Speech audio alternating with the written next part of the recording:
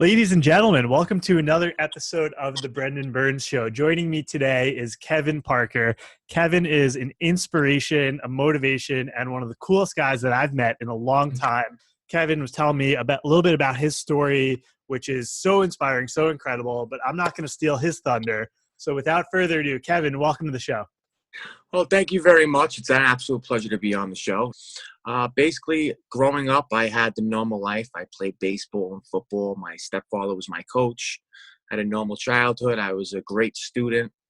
I had plenty of friends in high school growing up, but I played a lot of sports during high school, and I never really had a job. So eventually I started smoking pot and selling pot to make some money while I was in school, and it quickly became a habit. In high school, I was in the honors class. I did very well in school, but slowly but surely, drugs started taking over my life. I started smoking pot, and then on the weekends, I started dabbling with cocaine and ecstasy. In fact, one time in high school, I did cocaine all night, and I actually showed up the next day with no sleep, still high, and I ended up having a seizure on the baseball field. At this point, I realized that I had a problem. But How old were you when that happened? I was 16 years old. Got it. And what do you think led to the transition from smoking weed into harder drugs? Well, I was easily influenced when I was a younger kid. Somebody I really looked up to, I found that was doing this and selling this, and innocently I just picked it up and tried it, and I was immediately hooked. As soon as I tasted cocaine, I loved it, and when I realized that feeling and that sensation, that rush that I got in my head, it was really difficult to stop. But it started at just a parting thing during the weekends, and it quickly became, it kind of consumed my life after a while. I got out of high school unscathed. I graduated on time. Everything was good. I was one of the most popular kids in class. I was one of the best players on my baseball team, on my football team, and just about 6 weeks after I graduated, I got into a head-on collision with a bus. The bus ran the red light, and I went head-on in collision at an intersection, and it completely destroyed my neck and my back. So I went to a few different treatments, and nothing was really working all that well. And when you say destroyed, you just had a lot of pain come on? Did anything break? Well, I had I had 2 herniated discs in my neck and 2 herniated discs in my back, and I had sciatic nerve damage, and I found that I had scoliosis. Wow. And all of these things kind of played into part. So I started going to different therapies at 18 years old, not knowing what to do. And one of my friends said, "Hey, why don't you go to a pain management doctor? They'll give you painkillers, and they'll really help you out." So, I thought, all right, this could be all right. I'll get rid of my pain. I'll start acting normal again, and I'll get a little killer buzz on the way there. So I started taking painkillers. It started out at about 5 milligrams, and that started working for a little while. But as everybody knows, that I never take these kind of medications, you quickly get a tolerance toward them. So I went back to the doctor. I said, "These are not working, doc. What could you do for me?" So he just upped my dose, and then he went to 7.5s and 10s and 15 milligrams, and then I was taking 30 milligrams 4 times a day. And I didn't even know the magnitude of the amount of medication that I was taking because I wasn't aware of it at the time. But at this point, I was completely hooked. Do you think there was a correlation between when you were using cocaine in high school and so on? And like, for example, if you didn't do drugs in high school, if you didn't try the cocaine, do you think things could have played out differently when you took this round of medication, or no? Well, I think some people just have addictive personalities. I think I have addiction in my family. From the get, my mother and father were alcoholics, and I've grown up seeing them drinking constantly when I was younger. And anything that I ever tried, whether it be food, sex, drugs, sports, adrenaline, everything that I've ever done, I'm an extremist. I get into something. Give me more. Yeah, I'm just like, give me. I'm such a glutton. I just want all of it, Yeah. So when I like something, I just jump in it with 2 feet, and I don't look back. But I think even if I didn't do drugs and I would have taken painkillers, I would have immediately been hooked because I love that feeling. Got it. And one other question before we move forward is, when you had that experience in high school with the cocaine-induced seizure, how did you stop? If you did, I mean, did you stop uh, taking cocaine at like high levels? And if so, how were you able to stop using at that point in your life before the car accident? Well, I never actually really stopped. I was more of a binge user. When I used, I just couldn't stop. I would do it until the sun came up, the birds would chirp, and I had no money left in my pocket, and there was no other way that I can get any more. Yeah. And when I would stop, I didn't know how to stop it, but I would say to myself, I'm not going to do this for 2 weeks or a month, and I wouldn't. Yeah. But if I had a few drinks or I was around the wrong person, people, places, and things, those are the things. Those are the triggers when you're doing drugs. Wow. You know. That's important for people to know. So it was when you were surrounding yourself with the wrong people. hmm What else would When help you? I was in the wrong environments, Mm-hmm.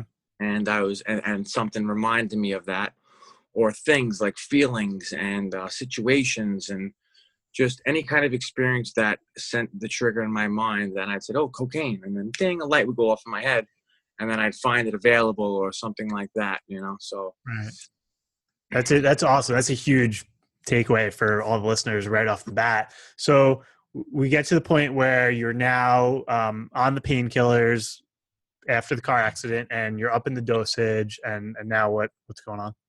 So now I'm in high school. I'm taking these painkillers. I'm starting to get really addicted to them, and I couldn't sit still in class. I didn't know what I wanted to do in college, so I dropped out of college and I joined the union. I was a concrete laborer for the union in New York City, building high rises. I did a bunch of skyscrapers. I built Yankee Stadium. I did Shea Stadium. I did a bunch of the towers in Manhattan, and I was working grueling hours, 12, 14 hours a day, 6 days a week, back-breaking slave work, rain, sleet, hail, snow, no matter what, we were out there, 40 stories in the air, hanging from the side of the building. Oh my And I God. was a professional slave, and that's what I needed to do. They basically used my body to move things and do this kind of grunt work. And I would have to take at least 230 milligram oxycodone just to get out of bed. And anywhere from 3 to 4 hours, I would take another one throughout the day. So I was taking anywhere from 6 to 10 30 milligram oxycodone just to get through the day. And at Right. this point, I was working, I couldn't even go to doctors. So eventually I lost my prescription. I'd either A, go doctor shopping, or B, I would get them from the streets. And I was spending $800 a week on painkillers just so I can go to work, just so I can afford my painkillers, just so I can go to work. So it The was such a cycle. cycle that I was just stuck in. And I Oh. felt completely hopeless, and I was a slave to my addiction. So this went on for 5 years. I was doing them throughout my early 20s, early teens. And I didn't even notice, but slowly but surely, every single thing in my life was slowly getting stripped away. My friends, my family, my dignity, my self-respect, everything that I ever had, my bank account, my apartment, my car, everything just vanished before my eyes. And all of a sudden I looked around and I had nothing left. Every friend that ever loved me, every girlfriend, every relationship I ever was in, they left me because of drugs, not because I was a bad boyfriend, but because of the damage that I was doing to myself and these bad behaviors that I had. They just couldn't stand around and be a part of it. So Yeah. I just turned one day, I lost everything. And, Mhm. I obviously at the time I was doing cocaine. When I did it, I couldn't stop. And I was really, really depressed. I was in a really bad place. I couldn't stop. I tried so many times to stop on my own. So what do And you think? What do you think you could have used at that point? Like what? Like because I'm trying to it's an amazing story. We haven't even gotten to the real story yet. I'm so excited to share that with everyone and how much we can all learn from you. But again, with that wearing the hat of like how can we help people? Because I'm sure there are millions of people out there in the world who are right now today in that spot that you were in of the 5 years of the cycle of money for drugs, and then losing all the important things in their lives along the way. What could you have used at that point? What can we do to give to people or help people who feel stuck? They know it's a problem, but they don't know what to do. Well, a big emotion that I was feeling, two emotions that I was feeling were a little different from each other. I was feeling guilt and I was feeling shame. I was feeling very guilty because I was doing things specifically, that actions that I was taking that were making me feel very guilty, and it was bringing my confidence down. I didn't want to open up to people to tell them what the problem was. And I was such ashamed of myself because I let this got to a point where I had no control over it. And it was taking all kinds of different relationships from me and everything. And I was too afraid to just go out and ask for help. There was a very negative stigma around addiction and addicts, that they're such terrible people. And, like, oh, that's a junkie. That person's lesser human than somebody like me. But in actuality, addiction is not biased nor racist. It can happen to any person: brown, black, green, yellow, any social economic background. You could be a doctor, you could be a lawyer, you could be a homeless person. It happens to everybody, and I've seen it happen to everybody. So Yeah. what you need to do, you need to spread education and awareness, and so people are educated about it and aware about the dangers and everything, and know that there are options and there are things out there for help. I was scared to go to an AA meeting or something like that. I didn't want to sit around in a circle and say, hi, my name is Kevin and I'm an addict. I just thought I was better than that. And also I didn't want to admit to a bunch of different people that I was doing that. So it was like kind of really hard to come out to my families and friends. And I think just eradicating the negative stigma that goes around addiction and making them feel like lesser of a human, or like should be ashamed of themselves or something like that.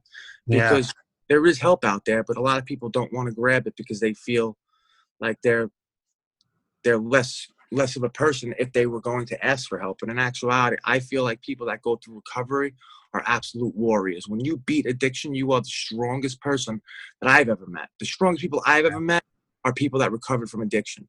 Yeah, And they are clever. They're strong-willed. They could do anything with their lives. And I think empowering them instead of having them fight from their knees is a real strong part of the process of recovery and becoming a productive person in society. Couldn't have said it better myself. I was having coffee with a friend a few weeks ago, and there's a park near where I live in New York City. And I was sharing, so, she was asking me more for like career advice, but I was getting into a little bit of like the personal development theme. I just love personal growth. So I'm like helping her not only how to make more money and get a good job, but like thinking about true fulfillment, purpose. And I don't even remember what I was talking about. I think mindfulness got in the mix a little bit. And there was a guy, a construction worker, sitting on the bench across from us. And he looked up at us and he's like, hey, I'm sorry to eavesdrop or interrupt, but I just wanted to share this quote that I think would be really meaningful to both of you. And he said, the past is history. Tomorrow is a mystery. The present is a gift. And that quote isn't really relevant to our discussion, but what's relevant is I thanked him so much for sharing that. And I was said, where did you learn that? And he said, I learned it in AA. And I just saw like the strength inside of him. And I don't know if people would agree with this statement, but I think that in America today, in 2018, with social media, drugs, alcohol, even football, fantasy, social media, everything, I think everyone has on some level some type of compulsive behavior or undiagnosed addiction in some way. Not everyone is doing what I used to do like for me, it was food, alcohol, excessive travel, isolation, like social media. Those were my addictions. And I've done a lot of work to overcome that. And so when I see someone else who has beat addiction, I completely resonate with that word warrior. And I just saw this guy and I was like, that guy is a warrior. And I just think I couldn't agree more with the strength of people, because at least in my experience, I really felt a lot of shame as well, which fueled the fire to then cause me to go behave in addictive ways. And to have this like stigma of like, you should be ashamed of yourself for having the addiction. It's like, time out. I have enough fucking shame that's causing addict. I don't need more shame to then go get better. Yeah. So I hear you on that. So anyway, you were talking about, being surrounded with the wrong people. You were talking about continuing to use the prescription medication. It was becoming worse and worse. And then I'll let you take it from there.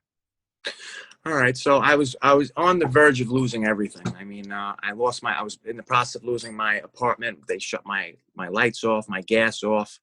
It was in the middle of the winter. I had an apartment with my brother. He wasn't paying any of the rent. And I was just stuck. I had to sell my car.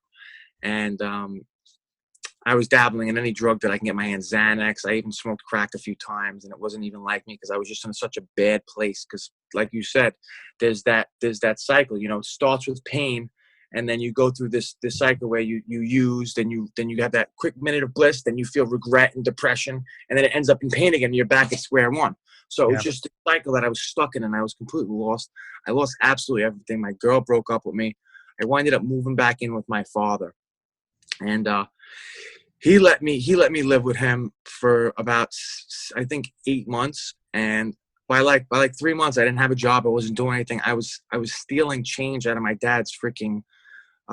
He had one of those 5-gallon water jugs full of change, and I was living off that, stealing from my father. And that was never like me. I was never a thief. And I realized it was a serious problem at that time. My father would see me nodding out in his house, smoking a cigarette, and I'd almost start fires, and he'd like video record me and be like, look at you, you're high. I'm like, I know, Dad, I'm tired. He's like, you're drooling. And I was in complete denial. I wouldn't admit it because I was ashamed, and I looked up to my father. And they tried their best, but they staged an intervention. They didn't do it the right way, but they stormed me. And when I first woke up in the morning, him, my mother, my father, my brother, they all came up. They started yelling at me and telling me, you got a problem. You have to go away for 36 months, at least a 2 or 3 year program, or you're out of here, and we don't want nothing to do with you. And I just felt attacked. And I was just like, you know what? The hell with you. I was like, I'm leaving. I was high as a kite when I woke up. I don't know how. It was in November. November 22nd, 2011, 11/22/11. And I left the house. I was in shorts and a T-shirt. I grabbed a book bag. I put 2 pairs of shoes in it. I guess one more shirt or something like that. I was just out of my mind. I grabbed my safe. I threw it on my shoulder, and I stormed out of the house. I was like, I don't want to have nothing to do with you guys. I'm out of here. And I stormed out my house. And a big of the reason why I didn't want to leave is because my girlfriend was there, and I didn't trust her there by herself for 2 or 3 years. I had issues with that. So I wasn't really looking for the benefits of my life.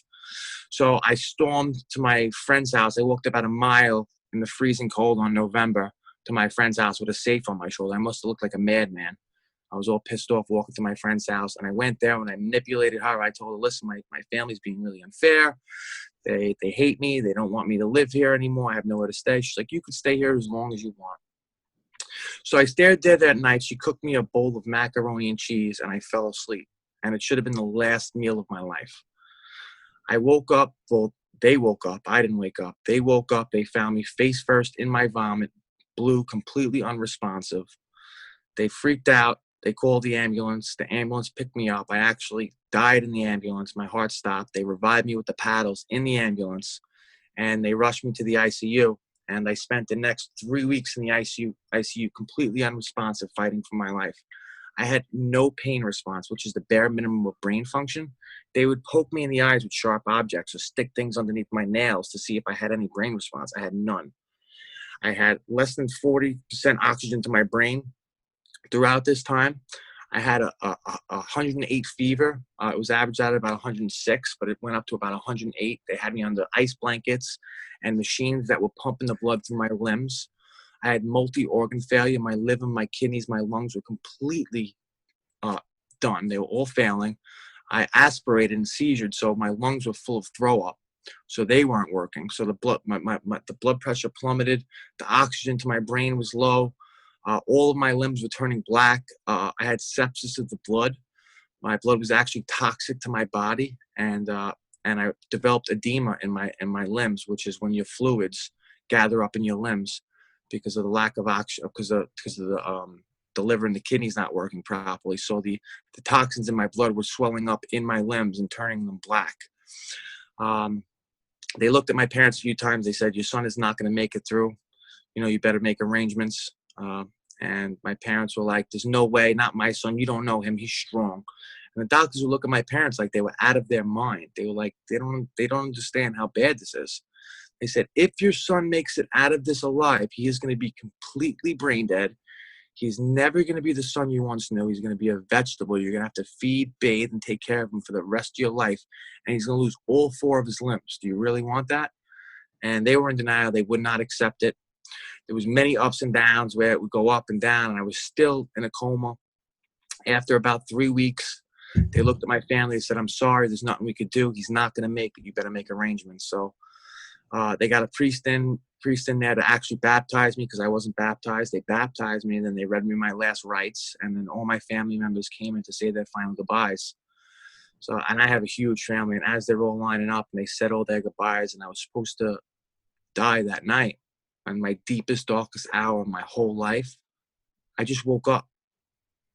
Nothing short of a miracle. There was nothing, no sign of it. There was no reason for me. I just woke up. And I mean, I can't describe to anybody the feeling I felt looking around that room, looking at my mother, my father, my little brother, the pain in their eyes, the things that I put them through. That was the worst feeling in my entire life. It still haunts me to this day. I wouldn't wish it on my worst enemy. Wow.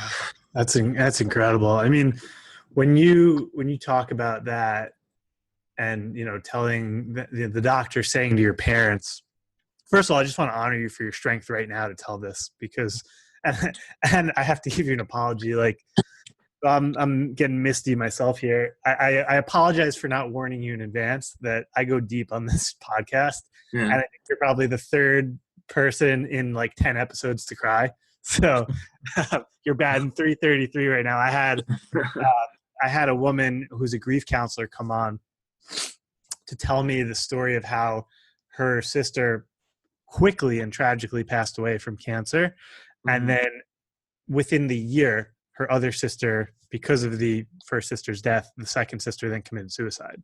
Oh my God. So sorry, Kevin, for not giving you the heads up that we get misty on the Brendan Burns show. But I really thank you for going deep and for sharing this, because the reason we're talking about this is because addiction is a real problem.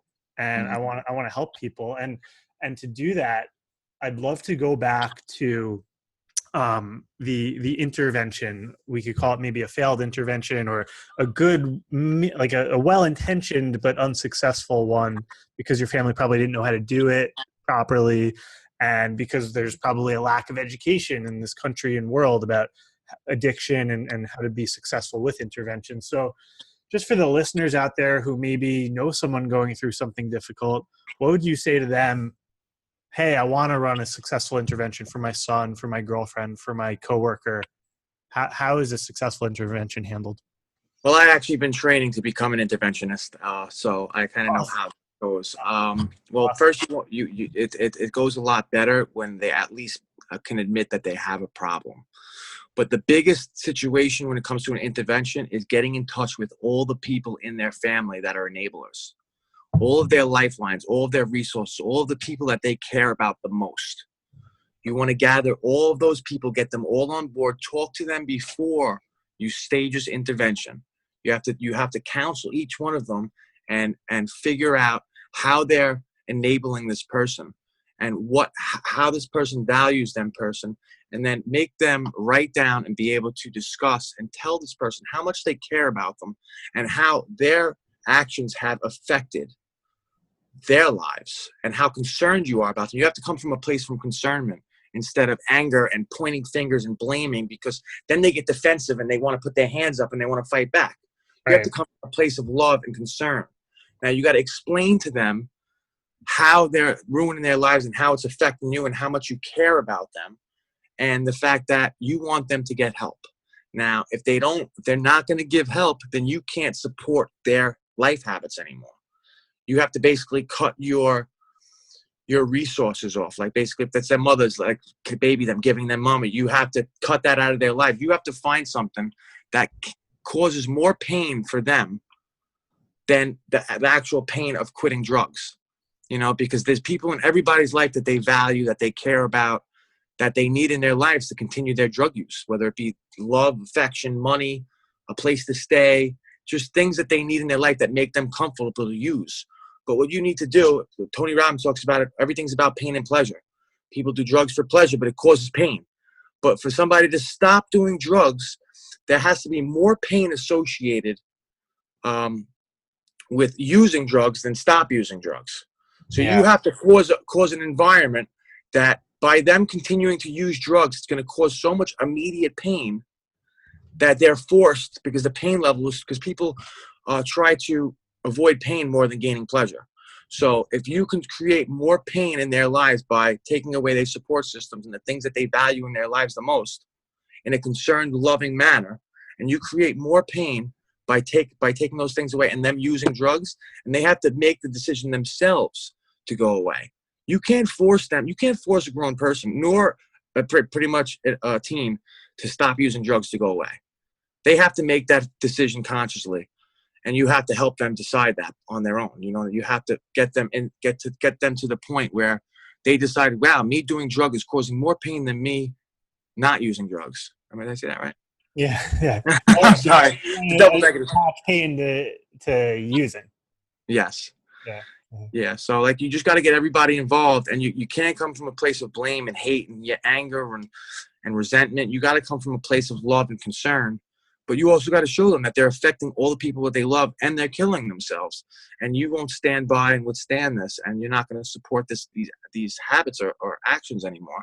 So you give them an ultimatum. Listen, I love you, but you need help. I'd like you to go away. If you don't go away, then you don't have my support in your life and your choices. You have to do it on your own. And you basically take away all that value from them, and then they realize they're sitting there all by themselves. And when it comes to the point, with the teetering point where they realize that it's more pain for them to do drugs and not have all these loved ones and support and resources in their life, they're like, oh man, I really think I should consider this. And then once you get to a program, then, it's in their hands, but you have to take away something that they, it's negative punishment, Yeah. Like how they call it negative punishment. Yeah. What are your thoughts on like addiction recovery programs, either go to rehab and live there for a fixed amount of time, or some kind of like outpatient program? Like, do you believe in them, or does it depend? And if so, what do you want to look for in a sort of program? Well, anytime I ever cut, I've done to detoxes. I've never went to a 30-day program or a longer extended program, but they do work. They do work. You want to get them out of state, so they don't have friends and people and connections for when they get out, because you can A, get clean in rehab, or B, you can get a bunch of different connections for drugs. It can go either way. So you don't want to go to a rehab facility that when you get out, you can meet up with all your buddies from rehab and use again with them, because then you just get more connections for cheaper drugs. And that's just the way that it works. When you go away, you should go away out of state where you don't know anybody, people's places and things. It comes down to that every single time. So you don't want to be around the people that you rehabilitated with. You don't want to, when they get out of rehab, they have to stay away from the people that they used to hang out with. It's just that simple. You can't go and hang out in the same circles with the same people that you were using with when you get out, because you are almost 100% sure to use again if you continue with those habits. But I think they're really great. You do need to look into a program. They have some really intense programs like Dynamite and things like that for younger kids. There's not so many options for adults as much, but I would suggest going away to a thing. But the problem with it is, like in New York City, there's so little beds for detoxes, and a lot of programs you need to detox before you go to a 30-day program. So you have to get yourself into a bed for a 30-day for a detox before you go into a 30-day program. But usually you can't get a detox bed. So it's really, there's like gray areas where it makes it difficult. And there's a lot with the insurances, very, very expensive. And, it's hard to get into these things, but the actual resources do work if they line up properly. But it takes a lot of energy and somebody really being diligent, getting them into these programs. Mm-hmm. Awesome. That's really helpful. And I was also going to ask about the process of like who you spend time with. Like you say the people, places, and things. I love that. I want to keep coming back to that. So talking about people, I just in my own life changed who I surround myself with in a lot of ways. I used to work on Wall Street, and with that crowd comes a lot of drugs and cocaine and pills as well. Like it's a very similar environment where you have these like high pressure, intense people so focused on accumulating wealth. And obviously this is not everyone, but it just, there's more of that than I'd seen in other stages in my life. So when I made the decision to get clean in my own way and to sort of change the course of my life, I had to make some of these hard decisions and have hard conversations around shifting my friend group. And yes, it was hard to like, dissociate or like disconnect from certain people in my life. But then I was also lonely for a while before I was able to connect with new people. And I was like, so I guess one question I would have for you is like, when you made this shift and got to the other side, how did you find people who were more like-minded and more on the same wavelength as you? So how did you build these new friendships and relationships? Well, first of all, you are a culmination of the 5 people that you hang out with the most. But to attract those 5 people that you want to hang out with the most, you have to work. It comes from within. You have to work on your own stuff. So we're going to get into what happened to me when I got out of the hospital, how I got into this. Yeah. And I had to reinvent myself. Like, I came back from nothing, but we'll get into that. But you really have to have value to add to friends and people that you want to hang out with that are like-minded. So, like, it really starts with self-development before anything, because you want to be able to walk into the proper circles and have something of value and to add to anything, because nobody wants to have somebody that's a life sucker in their crew, so you have to have something to give back. So I find self-development and improvement is always the best way to get better in anything that you do. No, that's amazing advice. So why don't we go back to the hospital? You wake up, first of all, just like, do you remember the initial waking up? I remember the dream that I was having in the coma. I'm actually writing a book about the whole entire ordeal at the moment. Wow. Yeah. So, so tell me about that. Tell me about the huge lesson. So when I woke up, I was mortified by the looks on my loved ones' faces. I mean, it was haunting. It was so terrible. I didn't know what was going on. I couldn't speak. I had tubes in my throat. I had tubes in my chest. I couldn't say anything. I couldn't move my body. I could barely see. I was 100 pounds soaking wet. I looked at my mother. 100 pounds? 100 pounds, bones, skin and bones. I'm 200 pounds now. So I lost half of my weight in a coma. Wow. And how long were you in the coma for? 3 weeks. Yeah. Wow. Okay. So I was 100 pounds soaking wet. I couldn't speak because I had tubes in my throat, tubes in my chest, tubes in my genitals, tubes in my stomach. I looked around the room. I was hooked to about 10 different machines. I seen the looks on my family's face. I knew I screwed up. I didn't even know what was going on. I was terrified. I knew I messed up. I was trying to figure out what's going on. Finally, I figured out what's going on. I realized that I overdosed. And I would hear things from the doctors like, he's not going to make it. He's going to be brain dead. He's going to lose all 4 of his limbs. And I tried to communicate with my mother and father, but no, I'm not brain dead. I'm not brain dead. But I couldn't speak. So I'm trying to mouth it. And I would just go like this, because it was the only sound that I could make. So they thought I was brain dead because I was making those sounds, but I was just trying to communicate with the outside world. Wow. And and I remember them having me under ice blankets, and my liver and kidneys were completely failing. They tried this very mild dialysis because my body was so weak they couldn't even move me. If they would have moved me or shifted me in the bed, I would have died. My body would have fell apart. And I actually developed really bad bed sores on my neck and my back and my head and my stomach and my butt and all over my body. And they just couldn't move me because I was so fragile that I would have died if they moved any of my organs. So I developed really bad abscesses on the bottom of my butt and the back of my head. And that developed more complications. But they were telling me I was going to be brain dead. A few times I bled out underneath I had a bleeding ulcer in my rectum. They couldn't figure it out. They couldn't cauterize it. My dad picked up my blanket. At one point I was sitting in 2 or 3 inches of blood. My whole entire bed was filled in blood. It was torturous. I mean, when I finally got out of the woods and they took me out of the ICU, they put me in the vent unit. And they would put me on this breathing machine because my lungs weren't working properly. So at nighttime, they would shut down the oxygen just low enough so I'd survive, but I felt like I was suffocating or being waterboarded throughout the night. Like they would leave me alone. And you were, yeah, I was awake. I was awake. And I was like, ugh, and they just chopped my leg off. So I'm thrashing in pain. I'm in so much pain. My head is killing. My leg is swollen from them just amputating my leg. And then they decided to take the oxygen from me. So now I'm in immense pain.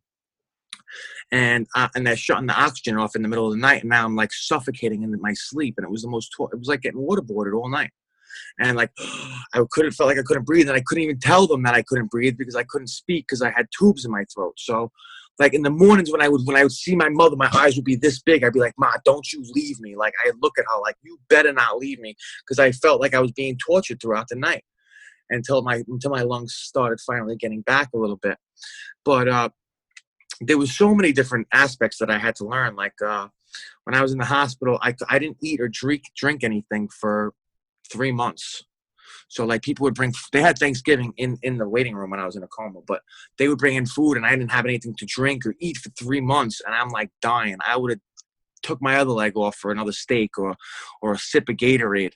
I actually conned my father into giving me a little sponge dipped in the Gatorade once.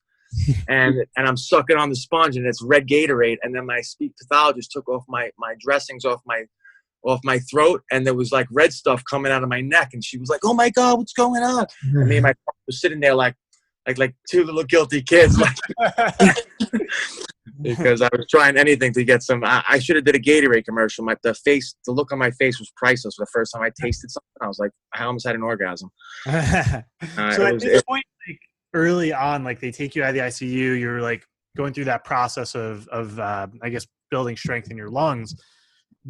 Like at that point, did you have like a prognosis or a thought as to like, because you're fully functional, like you're back, but did you think that you would get back here at that point?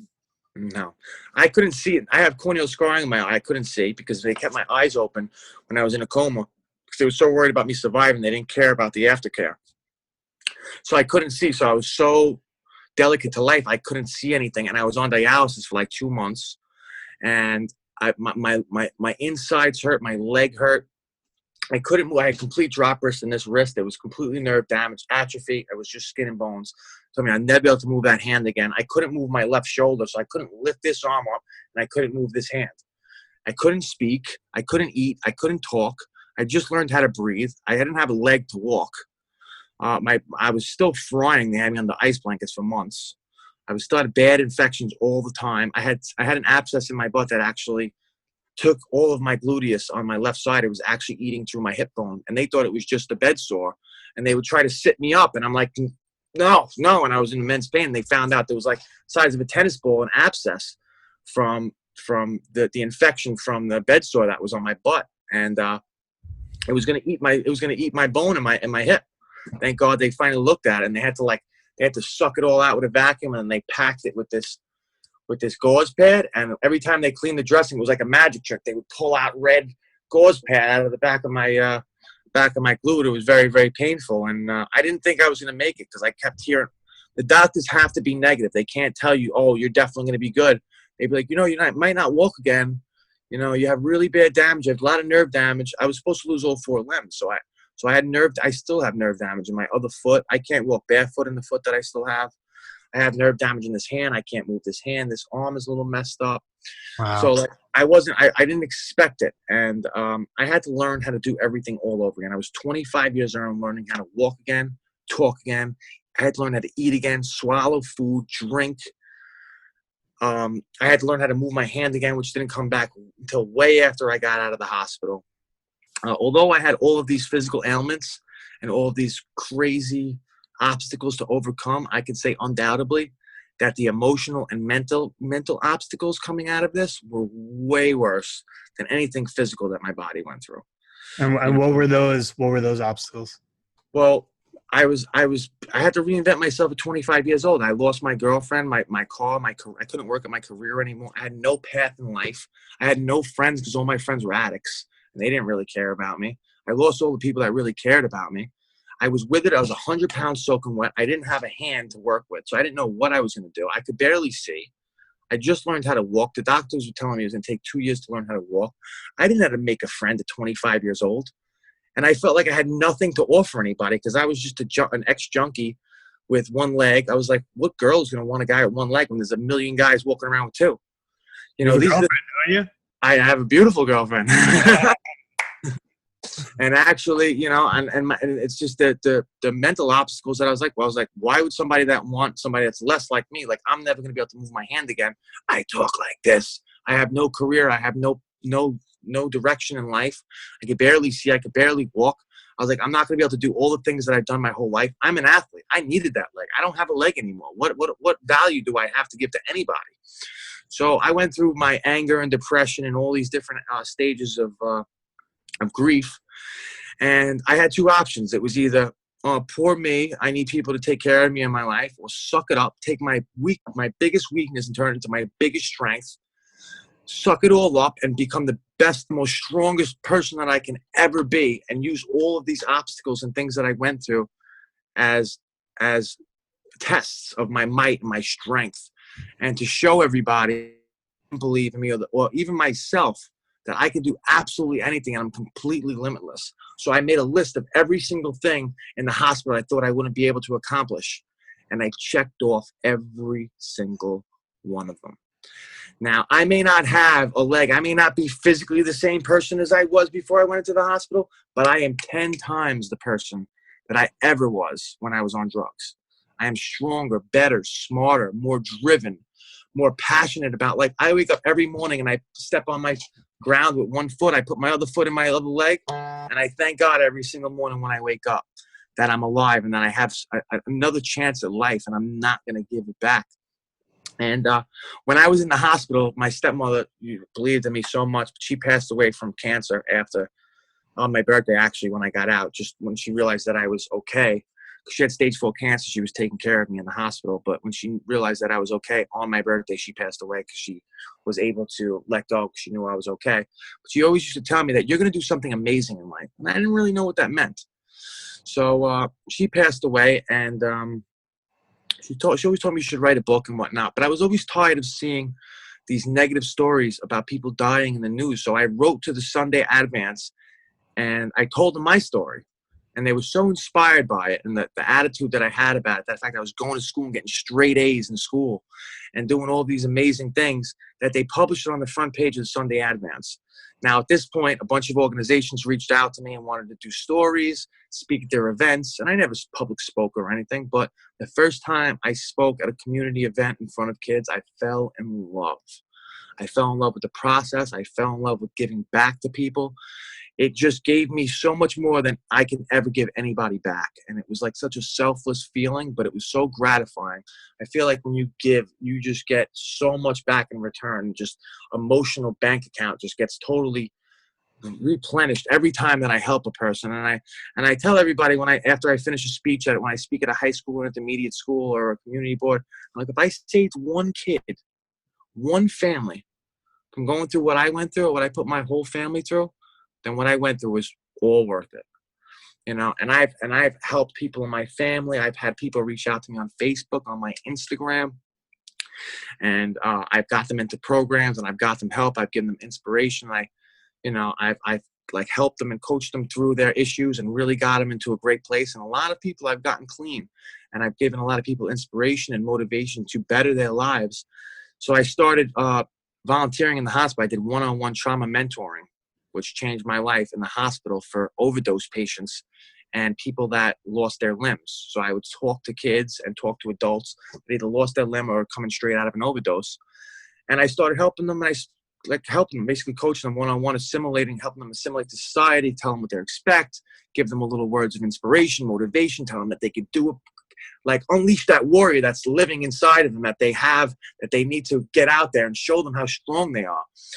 And inspired me on a whole path of self-development and improvement. And I winded up going to Tony Robbins' event, and I decided that I wanted to become, like, I got a psychology degree in psychology, a bachelor's in psychology, and I wanted to go back to get my master's to open up a private practice that specializes, a psychotherapist office that specializes in traumas and addiction. And I wanted to do that. And then I went to the Tony Robbins event, UPW event, and it gave me such fire and fuel. And I started doing that. And then I went to Date with Destiny. And then I get certified as a life coach. And I've been helping people with that. And everything's just been culminating to so much things. And it actually came back to a kid that I helped in the hospital. He was a 20-year-old kid. He just overdosed. He was blind. He couldn't see. He couldn't talk. He had so many different issues. And I inspired him so much that 2 years later, they did a documentary on me. He actually reached out to me, and we did the documentary together. And now I'm coaching him to learn how to speak to kids in high schools. And I just been like, everything in my purpose in my life's all come to a head. And it's just been so fulfilling. And I actually found my purpose in life. And I feel like I have such a gift to give back to so many people that other people just don't have, because they haven't experienced it and they haven't lived it. And I can relate to so many people in so many different aspects, because I've been addicted to everything. And I've gone through so many trials and tribulations, and it made me nothing but stronger. So I believe in the AA program and everything, but a lot of people get shunned by it because they don't want to do that. And I really been focusing on empowering people in recovery. Like I started the Recovery Warriors, and I'm the one-legged warrior, and I've been really, really helping these kids, like give them strength and empower and show them how strong they are, and show them that they have abilities and capabilities to do absolutely anything. And it's been really thriving, and I love to show people their fullest potential, and it's just been nothing but fulfillment, and I'm really, really excited to just touch as many people as I can, and I love it. Amazing, dude. I love it. It's so incredible. How do you, like, this strength that you have, like, is so inspiring and motivating. And like, if someone's listening right now and they're just like, dude, this guy Kevin is on fire, he's pumping me up, I'm excited, and they want to continue it forward, like they want to build more, like every time I talk to you, I just see more strength and more passion and more dedication. And you've been through so much and you've overcome so much, and that's given you this strength in many ways. And some of it maybe just innately was inside of you. But for someone who's listening right now, who's just kind of going through life and they're like, I want that passion, that strength, that hunger, like, how can they build that too? Well, I wasn't always like this, because when I was on drugs or even going out, I was like one of those type of people like, oh, poor me, everything's happening to me. Why me? Why me? And it would snowball effect. And what you ask from this universe, it gives back tenfold. So if you're going to be a negative Nancy and you're going to be like, I can't do this and I can't do that, and all bad things happen, well, you know what? Guess what? You're going to attract things like that in your life to you. But what I did was I took my biggest weakness, something that I felt was my weakness, and I found a way to manipulate it and make it my strength. If you could take your biggest weakness and turn it into a strength, you are unstoppable. And every time, for me, for instance, like I had one leg. I was like, oh, I'm not going to be able to dance, or I'm not going to be able to go to the beach. What I do? I dragged my ass to the beach, and I hopped all the way to the beach, and I dove into that water, and I swam like a dolphin. You know? I didn't think I could dance. I do a mean two-step with one foot. I won a sexy leg contest on a cruise. Hell yeah. I took my leg off and I swung it around my head. I said, Sexy's leg 2016, let's go. And I won the competition. I won a Ninja Warrior contest in the Dominican Republic. 100 people tried it with 2 legs. I did the whole thing with 1 leg, and I killed it. You have to give yourself obstacles, because growth happens in your places of uncomfortability. So you give yourself a goal or something that's a little bit out of your reach, and you accomplish that, and you get that confidence. Then you go for a goal that's a little further than that, and then you accomplish that, and then you get that confidence, and you keep pushing yourself to the limit. And the more you accomplish, the more confident you get in yourself, the more unbreakable, bulletproof that you become, and you just thrive to challenge yourself and find something that you can't do, but you know you can, and you realize that nothing is impossible. I've accomplished so many things in my life that I never thought in a million years I could do. I was never a student. I was the kid that got girls to do my homework in class. I didn't do homework. I sat in the back. I smoked pot. I played sports. I got through school unscathed, but I didn't do nothing. I was lazy. Now I get straight A's in college. You know, now I go to seminars and I kill it. I become leaders, and I Tony Robbins, man. I was the leader. People did. My leaders in my group was giving me cards and giving me all these recommendations, and just I was they were like kind of contagious. My energy was contagious, because energy is contagious. When you believe in yourself, when you have that fire about life, it builds on itself. You know, I make sure that I surround myself with positive people that challenge me, people that make me want to be better. I like people that I can learn something from, and that I like to give value to people. So I'm actually valuable. When I meet a new person, they're interested in meeting me, because I give it my all. And if I don't know how to do it, I fake it till I make it. You know, I fake it till I make it, and then eventually I make it. You know, it's just the bottom line. You know, growth happens in places of uncomfortability, and you only live one life. So there's no point of playing it safe and everything. You know, how many times I fell on my face? That's why this face is all, you know, I fell on my face so many times. You know, I mean, but I got back up, and I learned something from it. I learned every single one of my lessons through mistakes. I made 1,000 mistakes before I made the right answer. You know, I've done all the wrong things, and eventually I got the right thing. And when I found out what the right thing was to do, I stuck with it. You know, so you know, there's no shame in your game if you fail or you fall on your face, because you always learn something from what you do. There's no point of not trying. So the advice that I can give to somebody is go out there, go after your dreams, try something, push yourself to another limit that you didn't think was possible, because you never know what you're capable of. I had a list of about 100 different things that I didn't think I could do because I couldn't move this hand. I used to write righty. I was a righty. I used to do everything righty, but I couldn't move this wrist. Now I write lefty. Now I box lefty. Now I do everything with my left hand. Within a matter of 6 months to a year, I learned how to do everything with my left hand. Amazing. Do you know what I'm saying? So like you just don't know what your capabilities are until you try, until you test yourself, until you put yourself in that position. And my advice to anybody is go out for it, because you will be shocked on what you're capable of if you give it your all. Amazing.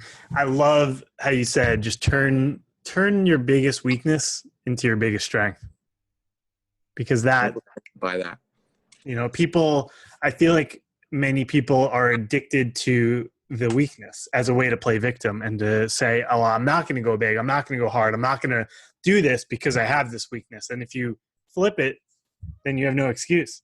I'll tell you what, I thought I was so insecure when I lost my leg. I was so insecure about it. I was like, I don't know how I'm going to make friends. I don't know how any girl's going to be attracted to me. I'll tell you this right now.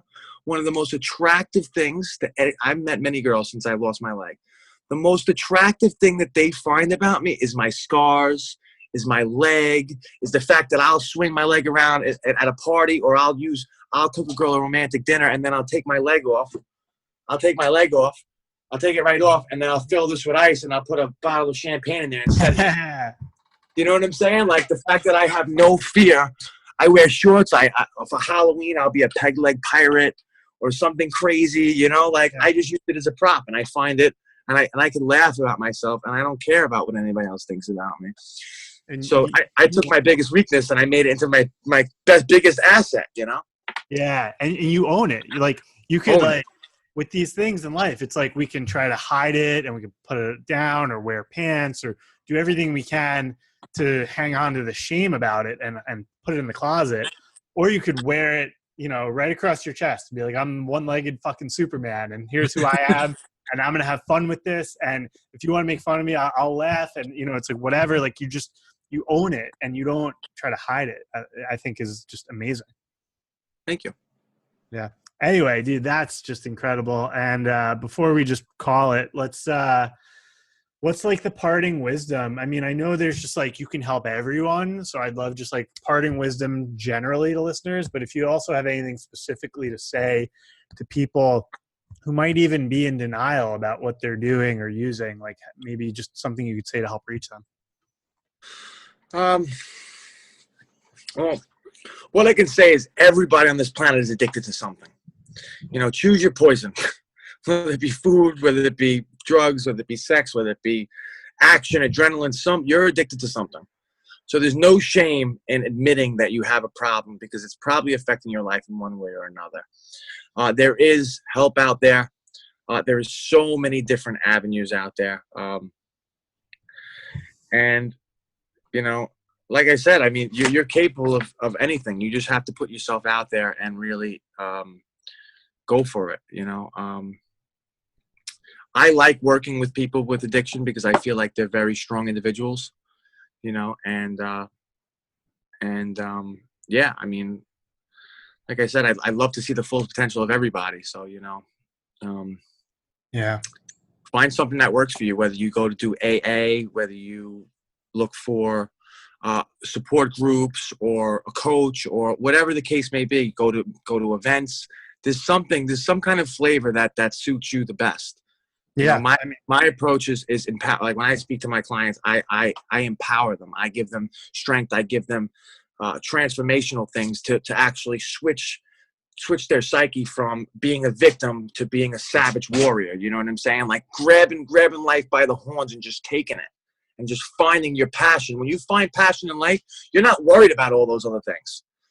So you got to find what's passionate in your life and what suits you best and what fits you the best and run with it, man. Amazing. Dude, Kevin, thank you so much for coming on the show. Really appreciate your time. It was a pleasure. Take care, Brendan.